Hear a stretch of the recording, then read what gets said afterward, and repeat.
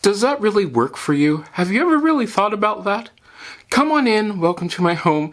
Today we're going to cover a topic that is sort of overlooked in a lot of things, because a lot of us go through our lives looking for the best life hacks that we can possibly find, and we find them, and they work great.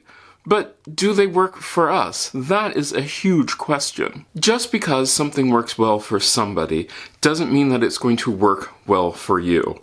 And you're probably asking yourself, well, how do I know if something works well for me? Well, you gotta figure out, why are you doing that thing, or what is it supposed to do? What is its overall goal? Because some things have an overall goal to make your life easier, or to get things done faster, or to, I don't know, make your life more pleasant looking. That's cool. That's great. But we sort of get caught up in the whole, well, everybody's doing it this way, I should do this way too, because that's what everybody else is doing. But no, you shouldn't. You should do the things in the way that actually makes your life better.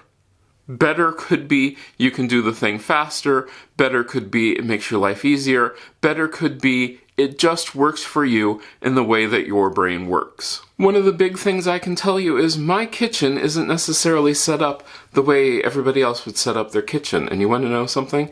It doesn't matter. It works for me. Where I have things, or where I remember they are, where it's easier for me to put them, where it is where I want them to be. And so when I'm the one who is the principal person, since I live here alone, I'm the one who's actually using the kitchen, why wouldn't it be set up for me? Now, I'm not saying that you should never ever try a different way of doing things. No, I'm not saying that at all. I'm just saying if you try it, and it doesn't work, go back to what works for you. Maybe you will try something out and it will be wonderful and you'll be like, why didn't I do this before? That's great. But then again, maybe you'll try something, you'll be like, I don't do it this way. I always seem to put things back to where they were. Or even worse, because I've done this before, where they're telling you where you should put stuff, and you go to put it there, and you always forget to put it there, or you have no idea where it is when you go to try to find it. That is its own problem. Now, there are some things that do need to be put in certain places, or maybe I should say there are some things that do need to be not put in certain places. We do know that most medicine does not need to be in your bathroom, because moisture and medicine don't really go well together. That we do know. So if you have pills and things in your bathroom, you might want to move those. But think about what works for you.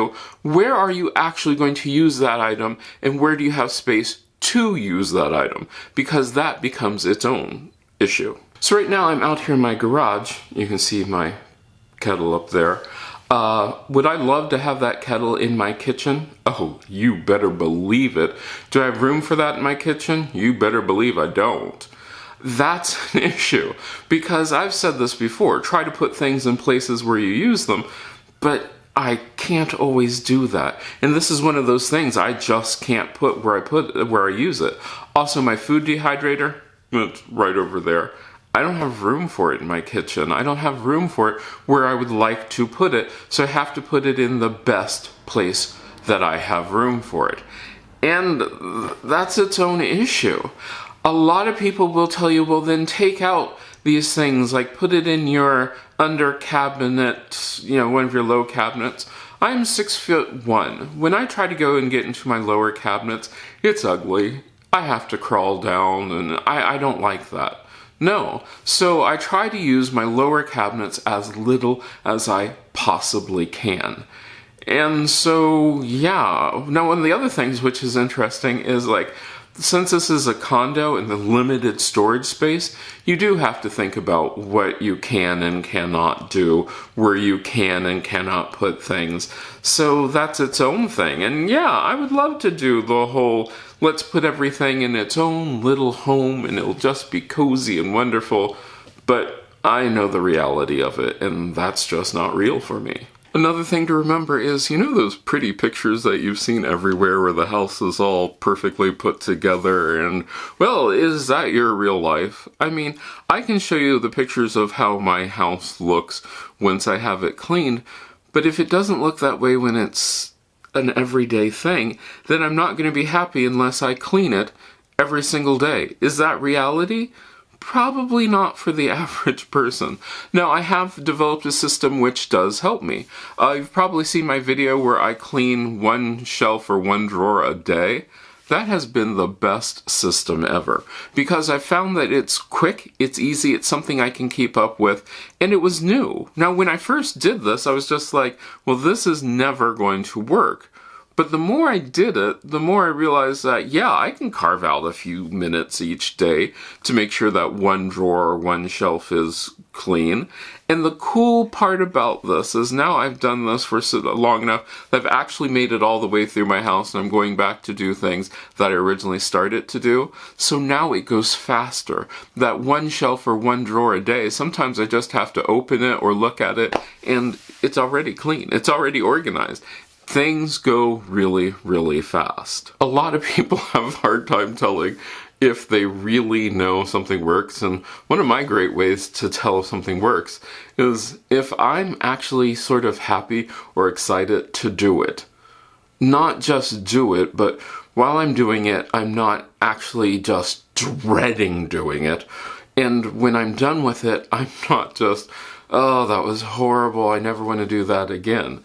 I've found that the things that work for me are things that I don't have that issue with. Things that I'm not just absolutely dreading doing, and then once I'm doing them, I'm hating it, I'm just, oh, it's awful. But when I'm done and happy with it, no, I try to get things set up so that while I'm doing it, it's actually fun. And sometimes you're going to find that the thing that you need to do is, while you're doing something, you might need to put on music, find your soundtrack of your life, or you might need to put on a podcast, or do something else which helps make the time go quickly. And that can be amazing. That can be one of the best things ever. Sometimes the life hacks are so simple that you don't really realize that they're life hacks, because everybody wants to know how fast they can do something or how they can do something cheaply or easily.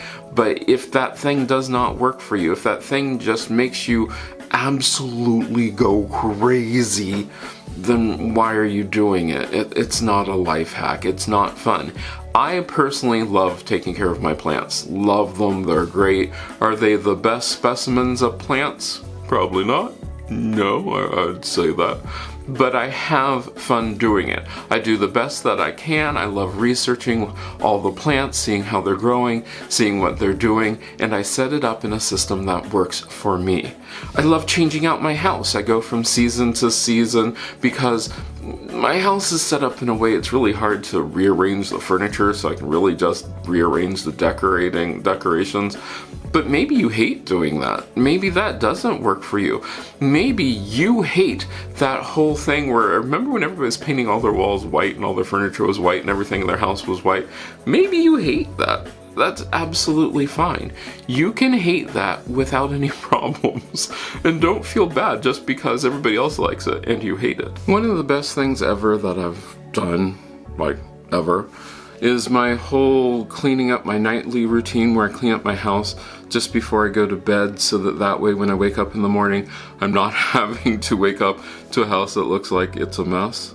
I love that. There's nothing like that in the world, because that way I can start off my day feeling good about what I do, feeling good about things, and also I can start off my day just breathing a sigh of relief because the day will get better. You've seen my gadgets where I have my iRobot. What is that thing called? A Roomba. My Roomba, because it sweeps my floor for me. I love that thing. It is one of the greatest things ever, simply because I can sweep my floor and not have to do it myself, because it's just something I don't like to do. I just don't like sweeping my floor. And is that okay? You better believe that's okay. There's nothing wrong with not liking sweeping your floor. But there's also nothing wrong with liking to sweep your floor. As long as the things that you are doing really do help you, you really do enjoy them, they really do accomplish what you wanted them to accomplish. That's the big thing. Think about your goal with why you're doing that thing. If you don't know what your goal is with it, why exactly are you doing it? And if it does reach your goal, and it reaches your goal with the minimum amount of effort for you, or the minimum amount of hassle for you. It might not be that it's the minimum amount of effort, it might be that it's the minimum amount of hassle for you. That will change your world. That will just make you smile. Every time that you do something, you'll be like, wow, this is less hassle, it makes my life so much easier, and I'm so happy that I did it. So yeah, the next time somebody gives you advice and tells you this is the way you should do it because it's the easiest way to do it, you can try it, you can see if it works for you, and if it doesn't work for you, take this and say, oh, thank you, that was a great piece of advice, but it just didn't work for me, and that's absolutely okay.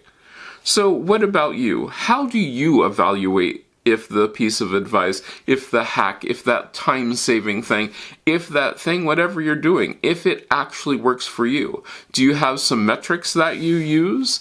Do you have metrics that you use? Or are you still doing things in a way that you hate doing them, but you still do them simply because that's the way that they're supposed to be done? You might want to change that. Just change it. Try it. Have fun with it. I'd like to take this time to thank these wonderful people because without them, these videos would never ever get done. I mean, never. And they also helped me when I had a computer crash just this week. They also helped me get a new computer. Well, it wasn't the computer that I wanted. It is a new computer, so I didn't have to panic about that. So yeah, if you would like to help me, if you'd like to join me and get these videos behind the scenes stuff, and also you can help me decide what the next video is, feel free to check out my Patreon. Patreon is a great place for us to talk and do things.